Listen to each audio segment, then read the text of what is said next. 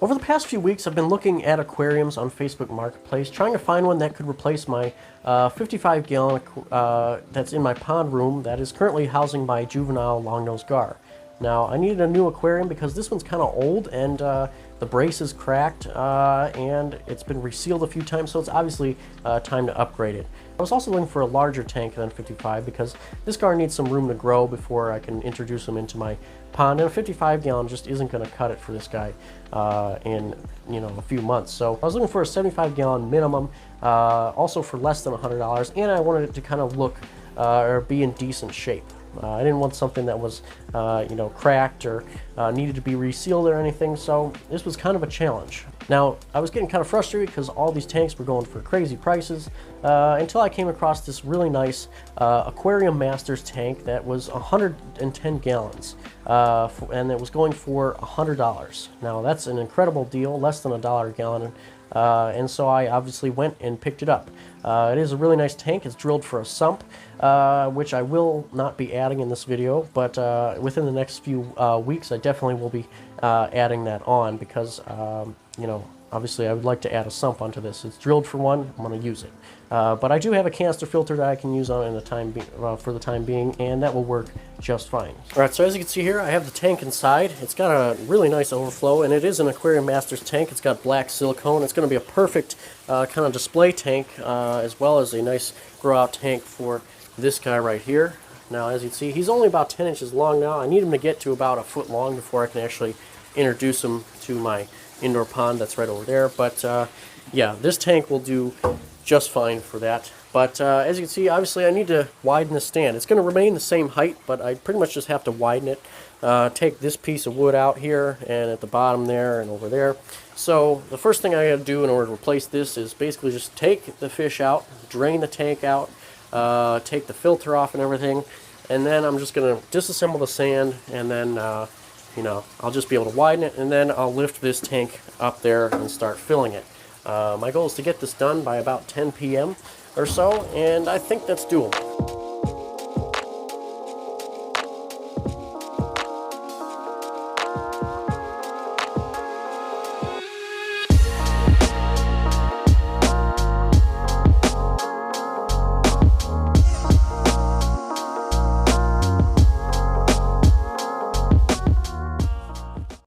So one of the things I definitely need to change on this next tank is I really need to actually have a permanent water change system, because this system that I have now for this tank is really frustrating. I got to stretch the hose all the way around the wall, and it's a whole big process. This time I actually just brought the hose back through the wall and just put it directly in the tank, which works, but I'm not going to do that every time I need to change water on this thing.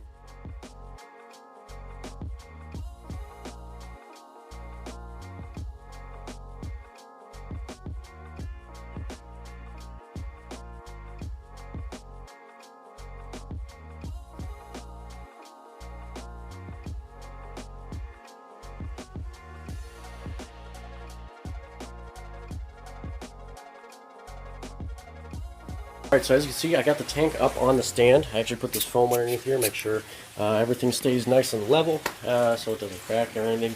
I shimmed it nice so it doesn't wobble, as you can see. And we got, the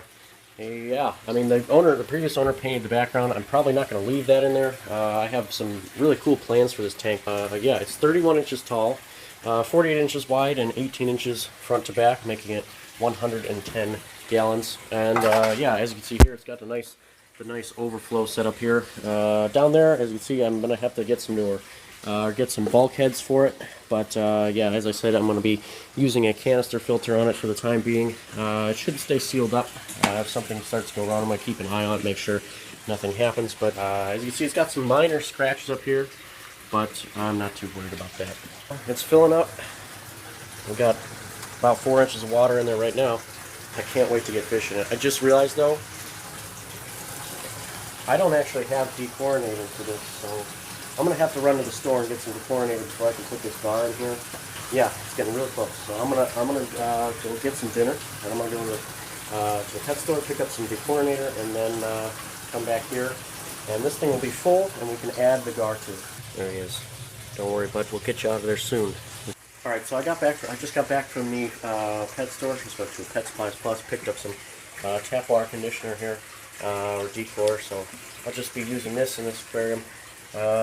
And then I'll put this in here, then we'll add the fish. I'm also going to add some of these rocks and stuff because everything there is already cycled. That tree branch is going in here as well.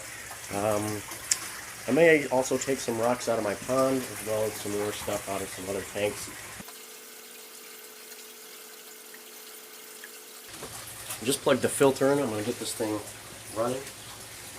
Let's turn on the intake. And actually, before I do anything, that's alright. I'm not worried about it. But, yeah, let's turn this on. I'm excited to see how this works. Oh yeah. I also got this nice thing of Java moss and stick, so I'm going to put that in here as well. Should sink, but I mean, we'll see. Oh yeah. That's not that attractive, is it?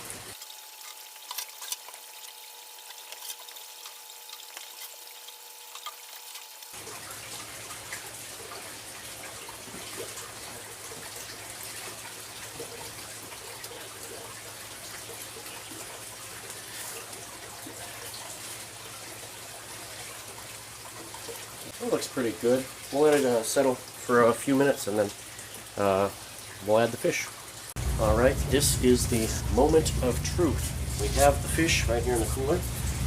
Got our Longnose Gar. Which I still need a name, by the way. I need to get a name for this guy. He's really cool.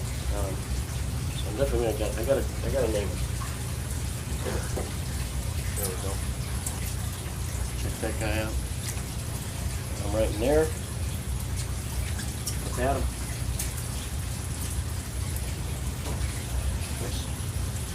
I'm actually just gonna.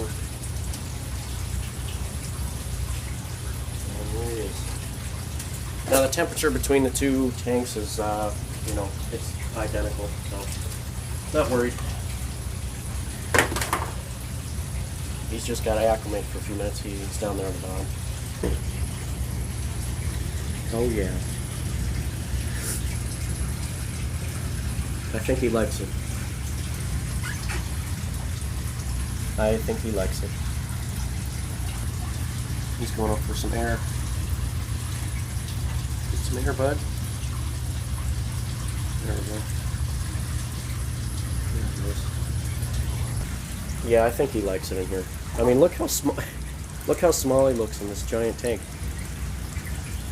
But I'm gonna turn his lights off, let him adjust, and then yeah, film again in the morning.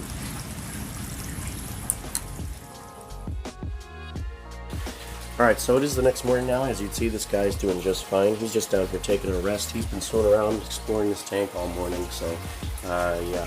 But the only thing I did change so far is this shop light is just way too bright. When I came out this morning, he was sitting up here at the top.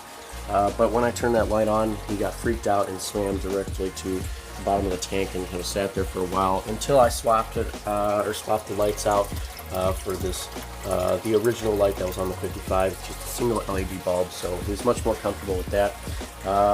But yeah, I can't actually wait to aquascape this thing because you know, I have some really good ideas for this. I'm going to put some big branches and stuff in there. I don't want to go too crazy though because he is going to grow quite quickly in this tank.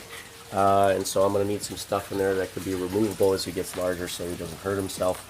But yeah, for the time being, this branch will do just fine. In my next video, though, I'm going to be making full use of this overflow. I'm going to look for some uniseals or bulkheads for the bottom here, and then I'll set that up in the next video.